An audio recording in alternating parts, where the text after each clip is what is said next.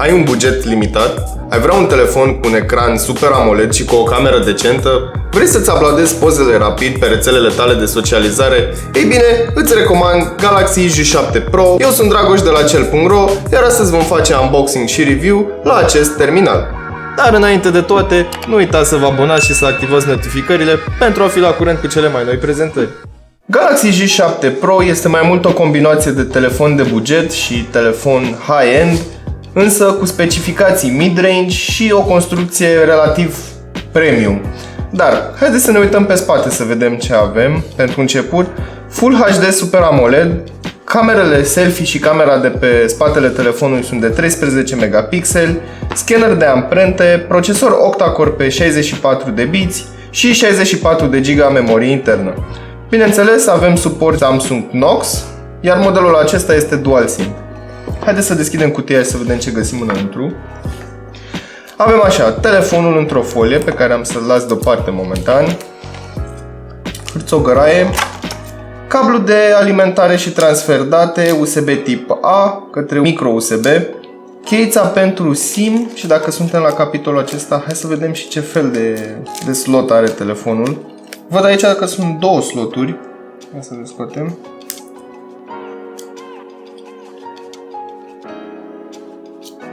Foarte interesant, am aici un slot pentru SIM și micro SD și aici SIM-ul 1. Ops, mi-a scăpat, hai să le punem la loc. Deci, poți să folosești două SIM-uri și un card de memorie, toate trei în același timp. Îmi place Samsung, e tot treabă bună. Avem aici o pereche de căști simplă, cu microfon, un buton, foarte drăguț. Iar aici avem încărcătorul, 5V 1A. Deci asta înseamnă nu are Quick Charge, Fast Charge, Turbo Charge, Dash Charge și nu știu eu ce alte nebunei. Și cam atât. Asta găsim în cutie. Haideți să ne uităm la telefon. Spatele este din aluminiu. Bineînțeles, aici avem și benzile din plastic pentru semnal GSM. Pe partea din stânga avem butoanele de volum. Pe partea din dreapta avem difuzorul, pus într-o poziție mai neobișnuită. Aici avem butonul de power. Pe față avem camera, grila pentru difuzorul telefonului, pentru apeluri. Aici avem un blitz LED și, bineînțeles, senzorul de proximitate. În partea de jos avem butonul de home, în dreapta butonul de back și aici butonul pentru recente. Iar în final, în partea de jos, avem mufa de alimentare micro USB, microfonul principal și, din fericire, un jack. Pe spate avem camera de 13 megapixeli și cu blitzul LED. Telefonul rulează sistemul de operare Android 7.0 Nougat, iar cei de la Samsung promit un upgrade la 8.0 Oreo. Interfața este cea obișnuită de la Samsung, însă de data aceasta în stânga de tot nu este Bixby, ci un newsfeed cu conținut actualizat de către cei de la Flipboard. Înăuntru avem un procesor octa-core Exynos 7870 cu o frecvență de 1,6 GHz și acceleratorul grafic Mali T830 MP1. Memoria RAM este de 3 GB, iar spațiul de stocare intern este de 64 de GB cu posibilitatea adăugării unui card microSD. Există și varianta cu 32 de GB memorie internă și cu aceeași configurație hardware. De asemenea, pentru cei ce vor să asculte radio, telefonul are încorporat și un receptor FM, însă acestea funcționează doar cu căștile atașate, deoarece acestea acționează ca o antenă. Telefonul se găsește în 4 variante de culori, negru, gold, rose gold și cea pe care o avem aici, un albastru deschis sau mai degrabă un albastru mai spălăcit așa, care dă spre gri mai mult decât albastru, dar în fine, trecem mai departe. La capitolul performanță nu stăm atât de bine, iar în Antutu am reușit să scoatem doar 62.548 de puncte, iar în Geekbench 4 am reușit să scoatem 734 de puncte în single core și 3750 de puncte în multicore. Am reușit să rulăm și jocul nostru preferat PUBG, bineînțeles cu setările date la minimum. Jocul s-a mișcat fluid, iar sacadările au fost ocazionale. Chiar și așa, am putut să mă bucur de câteva zeci de minute de gameplay, fără ca telefonul să se încingă sau să am vreo problemă în ceea ce privește gameplay-ul. Ok, hai să ne uităm și la aplicația de cameră. Dau mai aproape, este să trag și conul ăsta aici, să avem ce să fotografiem. Bun, pentru început avem aici iconița pentru setări, setările pentru flash care sunt on, off și auto și bineînțeles butonul pentru schimbat camere sau pot să dau așa, să schimb. Ok, aici am niște stickere cu realitate augmentată. Aici sus de tot am din nou o sumedenie de filtre, mai jos am și mai multe filtre. Practic zici că e un telefon construit pentru social media, sincer. Dar îmi plac filtrele astea. Îmi plac că sunt live și merg direct puse fără să stau să mai editez sau să mai fac ceva. Uite, îmi place asta. Hai să lăsăm pe asta. Haideți să ne uităm și în setări să vedem ce rezoluții maxime avem. Pentru început pe camera de pe spate 4x3 13 megapixeli, iar la video 1080p. Hai să vedem și camera de pe față. Front camera 4x3 13 megapixeli, video din nou 1080. Mai avem aici niște setări pentru puterea filtrului și pentru vinietă.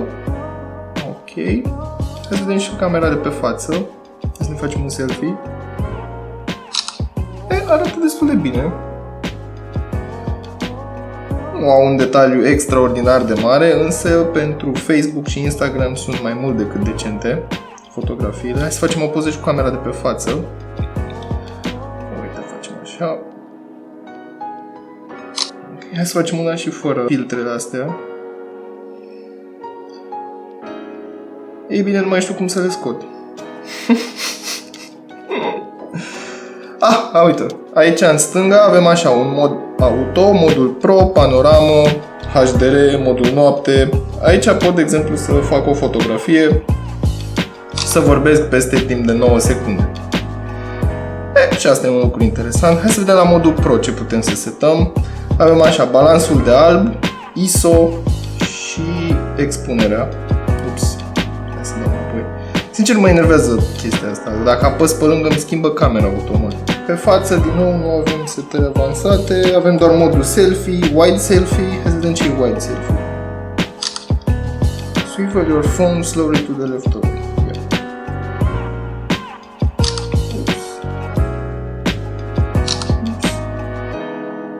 Procesează, ia să vedem.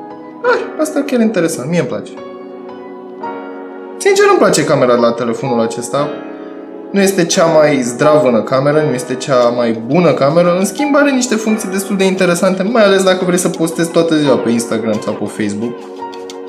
Toate acestea are și o deschidere foarte bună, 1,7. Bineînțeles și camera de selfie are un flash, hai să-l testăm, destul de puternic.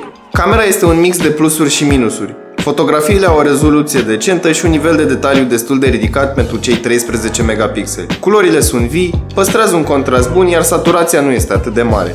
Lucrurile se schimbă în medii mai întunecate, iar camera se străduiește să păstreze zgomotul cât mai scăzut. Chiar dacă deschiderea obiectivului este mare, lumina captată nu este suficientă pentru a focusa subiectul. A trebuit să mă mișc de mai multe ori ca să prind unghiul potrivit, chiar și așa, dacă ai răbdare, poți prinde cadre acceptabile. G7 Pro nu stă rău nici la capitolul video. Imaginea este bună și detaliile sunt acceptabile, însă lipsa stabilizării se resimte, iar cadrele sunt tremurate. În cazul în care vrei să filmezi folosind un trepied, vrei reuși să captezi imagini mai mult decât decente, deoarece focus handling-ul este aproape zero. În concluzie, camera este decentă și mi-aș dori ca în următorul update calitatea să fie îmbunătățită. De asemenea, nu ar fi stricat să existe măcar stabilizare electronică. Este un telefon destul de decent, aș putea spune, cu o performanță, ei bine, eu sincer mi-aș dori să fie puțin mai mare, însă, dacă și după 6 luni de zile de utilizare își păstrează exact aceeași rapiditate cu care se mișcă în momentul acesta, eu unul aș fi mulțumit și chiar l-aș folosi ca un daily driver.